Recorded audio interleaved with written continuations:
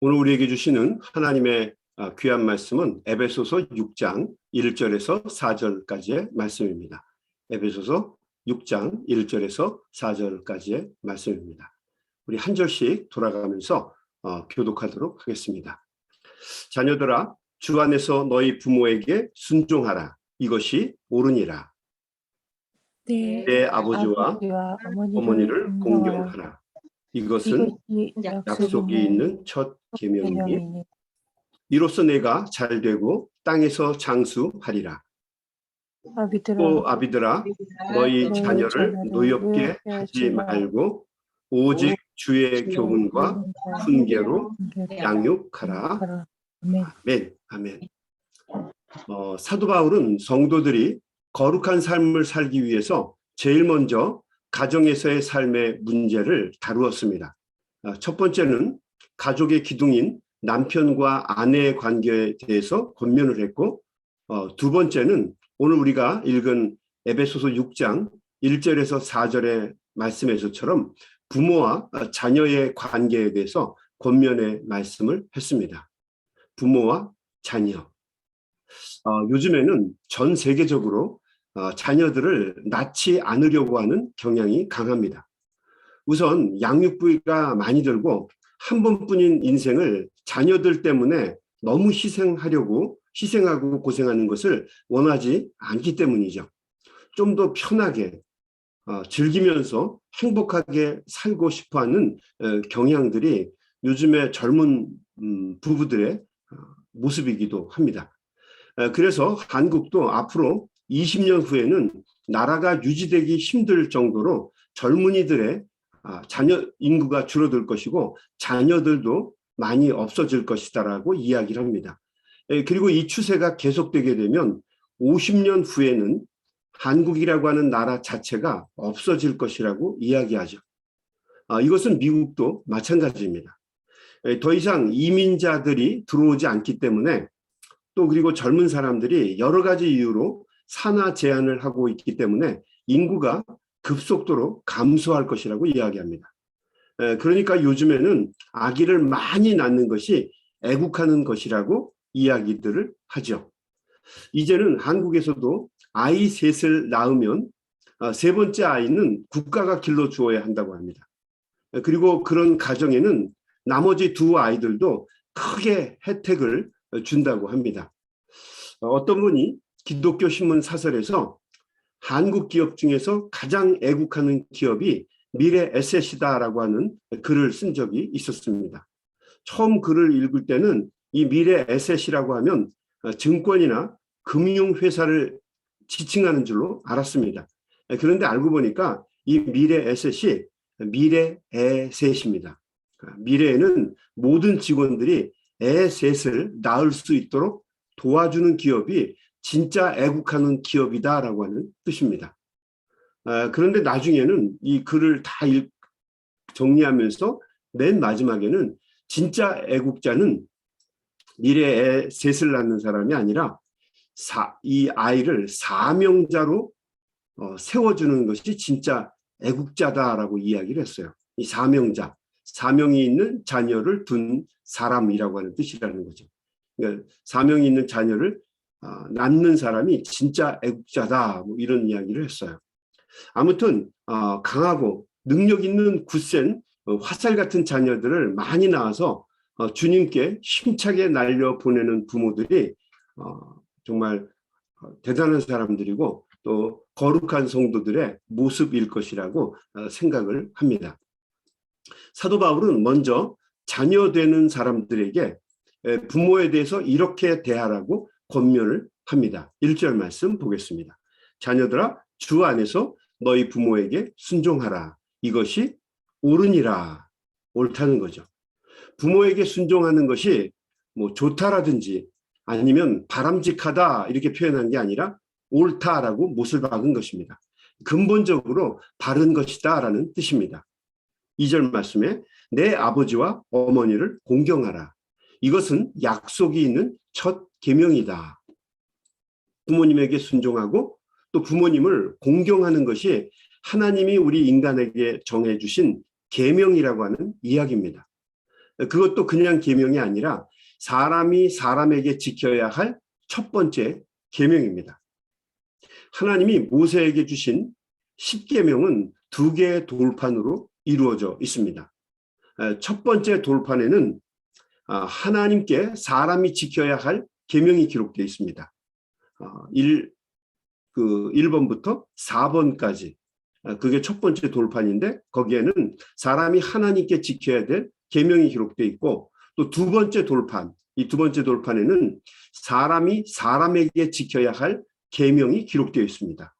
5번에서 10번까지의 계명이죠.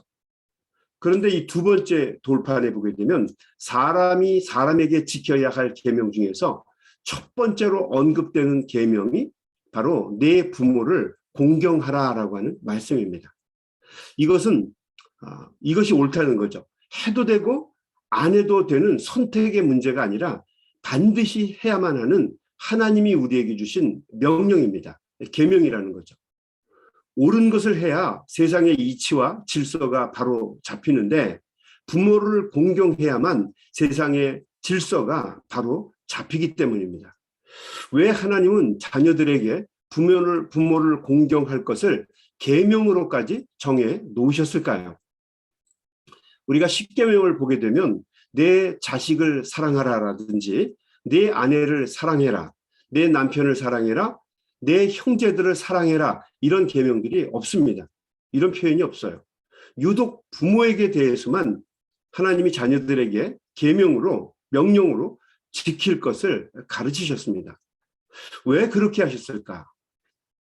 부모를 공경하는 것, 부모에게 순종하는 것이 쉽지 않기 때문입니다. 어렸을 때는 가능한지 모르겠는데 자식이 부모보다 나이가 훨씬 더 들게 되면 성장하게 되면 부모에게 순종하고 공경하는 것이 상당히 어렵습니다. 부부가 서로를 사랑하고 또 부모가 자녀를 사랑하는 것은 어쩌면 생각보다 쉬울 수 있습니다. 그러나 자식이 부모를 공경하는 것은 우리의 생각처럼 그렇게 쉽지 않습니다. 옛말에 사랑은 내리사랑이라는 말이 있습니다. 자식 새끼는 물고 빨면서 사랑하지만 자기 부모를 물고 빨면서 사랑하는 자녀들은 거의 없습니다. 부모는 자식의 문제에 있어서는 논리적이지도 않고 똑똑하지도 않습니다. 내 새끼의 문제이기 때문입니다. 내 새끼의 문제에 있어서 부모는 객관성을 유지하기가 쉽지 않습니다. 내 새끼는 무조건 옳고 내 새끼는 특별합니다. 아무리 내 자식이 못났어도 잘난 남의 새끼하고 바꾸고 싶지 않습니다. 내 새끼는 영원히 내 새끼입니다. 아침부터 새끼해서 죄송한데 아무튼 말씀의 내용이 그렇습니다. 자녀의 문제에 있어서는 비논리적이고 언제나 편파적인 것이 부모님입니다. 왜냐하면 사랑 때문에 그렇죠. 그러나 그렇다고 해서 반대로 자녀는 아무리 노력해도 부모의 사랑을 절반도 따라갈 수가 없어요. 부모의 사랑은 저절로 흘러나오는 것이고 자식의 부모 사랑은 의식적으로 노력하지 않으면 좀처럼 나올 수 있는 것이 아니기 때문입니다. 그래서 하나님은 계명으로 만드신 것입니다. 자식들은 부모들을 공경하고 사랑하기보다는 언제나 끝까지 그분들에게서 사랑과 돌봄을 받으려고만 합니다. 이것이 자녀들의 이기적인 모습이에요. 아무것도 할 수 없는 고령의 부모인데도 불구하고 자녀들은 끝까지 부모에게서 무엇인가를 기대합니다. 그래서 아무리 나이가 들어도 어머니, 아버지라는 말을 듣게 되면 마음이 따뜻해지고 부드러워집니다. 좋게 보면은 부모가 이렇게 사랑이 많은 분이다라고 이야기할 수 있겠지만 또 반대로 나쁘게 보면 자녀가 끝까지 이기적이다라고 하는 이야기입니다. 여러분, 그게 부모입니다. 예전에 교회에서 전도사로 섬기던 시절이 있었습니다. 한국에서 아주 젊었을 때 얘기죠. 담임 목사님이 참 무서웠던 기억이 있습니다. 권위도 강하시고 굉장히 부흥회도 잘하셨고 목소리도 굵으셨어요. 목소리에서 막 쇠소리가 났습니다. 그래서 편안하게 뵙는 것이 쉽지 않았습니다. 한 번은 담임 목사님이 부르셔서 사택으로 목사님을 뵈러 간 적이 있었습니다. 방 안에서 우리 목사님이 전화를 받고 계셨는데 덕분에 어쩔 수 없이 응접실에서 조용히 기다릴 수밖에 없었어요. 근데 목사님이 제가 온 것을 알지 못했기 때문에 목사님께서 편안하게 전화를 하셨는데 그 전화의 대상이 당신의 어머니셨어요. 그 근엄하시고 굵은 목소리, 쇠소리가 나는 그 소리를 가지신 목사님이 어머니와 전화를 나누실 때는 내가 잘못 들은 게 아닌가 싶을 정도로 애 같은 목소리로 그 어머니와 전화 통화를 나누셨어요. 엄마, 나 젓갈 좋아하잖아. 그것도 몰라? 뭐 그러면서 얘기를 하세요. 이게 뭐 코미디도 아니고 여러분 그렇습니다. 어머니는 누구에게나 따뜻하고 부드럽습니다. 뭐 아버지도 마찬가지죠. 뭐 목사님께서 그 어머니하고 치기 어리게 이야기를 다 하시고 나서 다시 나오셔서 현관에 있는 저를 보시고 응접실에 있는 저를 보시고 말씀을 나누셨어요. 굵은 목소리로 다시 쇠소리 나는 목소리로 김 전도사 시간 괜찮나? 네, 그러면서 이야기를 나누셨습니다.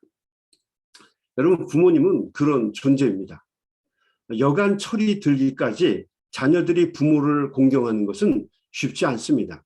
아무리 사람들에게는 권위가 있고 대단하게 보여도 부모님에게는 마냥 어리광을 부리고 끝까지 기대하는 것이 그것이 바로 자녀입니다.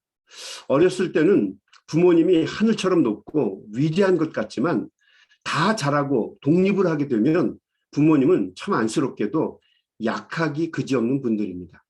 그도 그럴 것이 세월의 흐름이 부모님들의 경험이나 지식을 훨씬 뛰어넘습니다. 우리의 부모님들이 연세가 들어서는 어떤 것을 결정하실 때 보게 되면 맞는 경우보다는 틀리는 경우가 참 많죠. 참 안타깝습니다. 연세가 드시니까 모든 면에서 순발력도 떨어지고 모든 기능이 조금씩 다 떨어지는 것입니다. 이것은 뭐 당연한 결과죠. 논리적이기보다는 즉흥적이고 굉장히 감정적이시죠. 그래서 부모님을 공경하는 것이 쉽지가 않습니다. 공경보다는 공격할 때가 더 많이 있죠. 노력하지 않으면 부모를 사랑하기가 쉽지 않다는 얘기입니다. 그래서 의지적으로 부모를 공경하고 순종하는 것을 노력해야만 합니다. 오늘 우리가 읽은 이 자녀가 부모에게 해야 될 계명의 말씀의 내용에 보게 되면 두 단어가 돋보입니다. 하나는 순종이고 하나는 공경입니다. 순종은 외적인 태도의 모습입니다. 공경은 깊숙한 마음의 태도입니다. 오늘 말씀은 우리가 외적으로 순종하는 정도가 아니라 마음 깊이 아버지, 어머니, 부모를 공경하라고 이야기를 하고 있습니다. 마음 깊은 곳까지 공경하라는 이야기입니다. 그것이 옳다는 것입니다. 그리고 그것이 하나님의 뜻이라는 이야기입니다. 부모님의 사랑을 뛰어넘을 수 있는 자식은 거의 없습니다. 특별히 늙고 힘없고 냄새나고 약하기 그지없는 부모님을 끝까지 사랑해야 되는데 그 사랑의 마음을 가져야 세상은 질서가 잡히고 평화가 오게 됩니다. 부모님을 사랑하게 되면 어떤 위협이나 어떤 사건도 없을 겁니다. 세상의 전쟁도 없어지게 될 것입니다. 그리고 가정에는 항상 평화가 임하게 될 것입니다. 부모님을 사랑하는 사람은 언제나 부모님을 염두에 두고 살아가죠. 부모님을 사랑하기 때문에 자기 자신을 통제합니다. 부모를 사랑하는 사람이 남에게 폭력을 가하고 아픔을 주고 전쟁을 일으키지 못할 것입니다. 늘 부모를 염두에 두고 있기 때문이죠. 부모님은 하나님의 부성과 모성을 보여주는 대리자들입니다. 부모님을 사랑하지 못하는 사람이 하나님을 사랑한다? 거짓말입니다. 부모님을 사랑하지 못하는 사람이 이웃을 사랑하고 사람들을 사랑하고 또 교회를 사랑하고 성도들을 사랑한다? 거짓말입니다. 부모님을 사랑하는 것이 계명에 들어갈 만큼 중요한 기준이 되는 사랑입니다. 부모님을 사랑할 때 우리는 모든 것을 받아들이고 사랑할 수 있습니다. 특별히 부모님을 사랑해야 자식들에게 그 모습을 그대로 유전시킬 수 있습니다. 자식에게 효도를 받고 싶으면 먼저 나의 부모님을 사랑해야 합니다. 자식은 아버지, 어머니가 할아버지, 할머니에게 어떻게 하는지를 보고 그대로 따라합니다. 그러니까 우리 젊은 분들이 자녀들에게 사랑을 받고 싶다면 당연히 낳아주시고 길러주신 나의 부모님에게 먼저 사랑하는 것이, 또 공경하고 순종하는 것이 옳습니다. 그래서 옛말에 효부에게서 효자가 난다라고 하는 말이 나오게 된 것입니다. 이 말씀은 진리입니다. 그렇게 살아가는 사람들에게 하나님은 3절 말씀에서 이렇게 약속을 하셨습니다. 이로써 내가 잘되고 땅에서 장수하리라. 잘 못 살면서 장수하는 것은 욕이 될 수 있겠죠. 뭐 가난하고 너무 궁핍한데 건강도 안 좋으면서 오래 사는 거 복이 될 수 없을지 몰라요. 그러나 잘 되면서 장수하는 것은 하나님의 축복이 분명합니다. 이 축복을 누구에게 줍니까? 부모를 공경하고 순종하는 자녀들에게 주신다는 겁니다. 이것은 하나님의 약속입니다. 요즘에는 세상이 이상하게 돌아가죠. 그래서 부모 같지 않은 부모들이 참 많습니다. 자식을 학대하고 때려서 죽이는 부모들이 왕왕 있죠. 또 딸아이를 자신이 낳은 딸아이인데 성폭행하고 아무 데다가 유기시켜버리는 정말 비정한 아버지, 어머니도 있습니다. 어린 자식들을 버려두고 바람이 나서 도망가는 아버지, 어머니들도 있습니다. 그러나 성경은 놀랍게도 그런 부족하고 모자란 부모들도 사랑하라고 이야기를 합니다. 부모라고 하는 그분들의 권위를 사랑하라는 말입니다. 저는 개인적으로 이 책을 좋아하지는 않지만 그래도 많이 일리가 있다라고 생각하는 책이 있어요. 그게 메릴린 힐키라고 하는 사람이 쓴 가계에 흐르는 저주를 끊어라 하는 고전입니다. 가계에 흐르는 저주를 끊어라. 저는 이 말을 믿지 않아요. 그러나 이 말씀을 책을 읽다 보면 이해하게 되는, 끄덕끄덕하게 되는 몇 군데 그런 구절들이 있어요. 아무리 나쁜 부모를 가졌어도 그분들의 나쁜 모습을 그리스도 안에서 주님의 사랑으로 이해하고 받아들이고 자기에 대해서 끊어야 습관처럼, 유전처럼 내려오는 가계의 가정의 잘못된 모습들, 저주와 같은 모습들을 끊을 수 있다는 거죠. 그러니까 여러분, 내 대에서 정말 자자손손 부모를 사랑하고 화목한 가정을 이루기를 원한다면 내 대에서 먼저 부모님을 사랑하고 부족하고 모자란 부모들을 품을 수 있게 되기를 바랍니다. 만약 그렇지 않으면 다음 대에 자식을 통해서 그 나쁜 일들이 계속해서 반복되게 될 것입니다. 그 나쁜 부모의 전철을 밟지 않으려는 노력과 그 부모를 위해서 기도하는 마음을 가져야 하나님의 사랑과 위로를 경험하게 될 것입니다. 또 사도 바울은 두 번째로 부모들에게도 이렇게 권면합니다. 4절 말씀, 또 아비들아 너희 자녀를 노엽게 하지 말고 오직 주의 교훈과 훈계로 양육하여라. 자녀들을 노엽게 하지 말라는 것입니다. 내 생각, 내 판단으로 자녀들을 좌지우지 말라는 이야기입니다. 다시 말하면 자녀를 나의 소유물로 여기지 말라는 뜻입니다. 우리의 마음대로 아이들을 몰아붙이면 대부분의 아이들은 분노합니다. 부모님들은 이런 말씀을 잘하죠. 그게 나 잘 되려고 한 짓이냐? 너 잘 되라고 한 짓이지. 그런데 곰곰이 생각해 보면 꼭 그런 것은 아닙니다. 내 욕심과 나의 판단이 아이를 그렇게 몰고 간 것입니다. 우리 부모님들은 다 이해가 될 거예요. 하나님에 대한 믿음을 먼저 우리가 가져야 합니다. 하나님이 내 자식을 망하게 할 리가 없다. 하나님이 내 자식을 들어서 우리 가정을 세우고 하나님 영광 받으실 것이다. 하나님에 대한 우선 전인적인 정말 믿음을 우리가 하나님에게 가져야 합니다. 그리고 하나님께 내어 맡길 수 있는 용기를 가져야 합니다. 여러분, 하나님께서 기도하고 권면하는 부모에게 있는 자녀를 망하게 두실 이유가 없어요. 그래서 자녀를 위해서 우리 부모가 할 수 있는 최고의 일은 쉬지 않고 기도하는 것입니다. 하나님이 자식들의 인생의 고삐를 단단히 주시고 그들을 인도해 가실 것을 믿고 또 자식들을 위해서 기도하는 것을 우리는 잊지 말아야 할 것입니다. 우리의 욕심이나 마음으로 양육하지 말고 오직 주의 훈계와 교훈으로 양육하라는 것입니다. 그러면 우리가 먼저 그렇게 하려면 먼저 우리가 하나님의 말씀과 하나님의 계획을 알아야 합니다. 자기는 신앙 세상적으로 살면서 자녀들에게 신앙 이야기를 백날 해도 이 아이들은 결코 안 따라올 것입니다. 하나님의 말씀으로 교훈하고 아이들을 양육시키고 그리고 내가 먼저 부모된 내가 먼저 변화되어야 합니다. 그래야 자녀들이 따라옵니다. 부모 공경과 자녀 양육은 동전의 앞뒷면입니다. 똑같이 연결되어 있어요. 부모를 공경하면 자녀가 잘 양육이 되고 자녀를 잘 양육하려고 하면 먼저 부모를 공경해야 합니다. 이 두 가지는 같이 연결되어 있어요.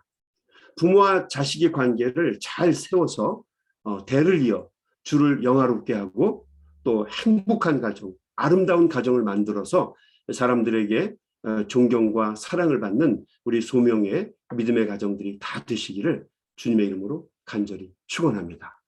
아멘, 아멘. 여러분 오늘 아침에 기도할 때는 한번 우리 자녀들을 위해서 그리고 우리를 낳아주시고 길러주신 부모님들을 위해서 오늘 아침에 특별히 우리가 기도를 했으면 좋겠습니다. 제가 먼저 기도하겠습니다.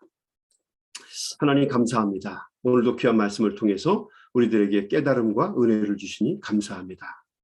우리는 우리를 사랑해 주시고 우리에게 가장 가까운 분이라고 하는 이유 때문에 우리의 부모님들을 소홀히 하고 박대할 때가 많이 있습니다.